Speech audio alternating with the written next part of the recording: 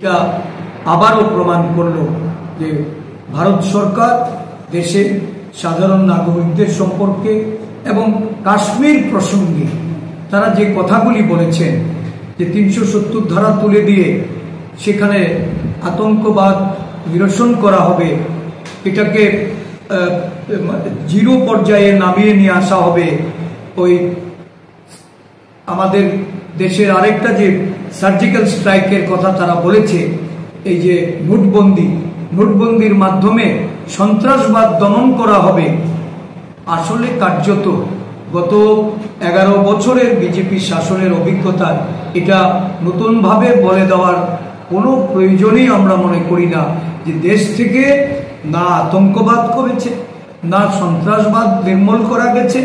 শুধু জুমলা প্রতিশ্রুতি রেখে জনগণের কাছে ক্ষমতায় টিকে থাকার জন্য আর এই ধরনের ন্যাক্কারজনক ঘটনায় রাজনৈতিক মুনাফা লুটার জন্য। কালকে দেশের প্রধানমন্ত্রী সমগ্র দেশ যেখানে এই ঘটনায় মর্মাহত, যখন দেশের সমস্ত অংশের মানুষ এই ঘটনার নিন্দা জানাচ্ছে, এই ঘটনা সম্পর্কে সরকারের সিদ্ধান্তের জন্য যারা প্রতীক্ষা করছে, গুজরাটের এক মহিলা, উনি ওই ঘটনায় ওনার পরিবারের সদস্যকে হারিয়েছেন।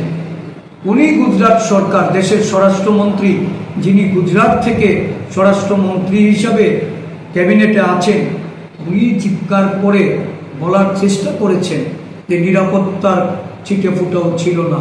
শুধু তাই নয়, তারা এই ঘটনা ঘটার পর 1.5 ঘন্টা ব্যাপী সেখানে কোনো নিরাপত্তা কর্মী যায়নি।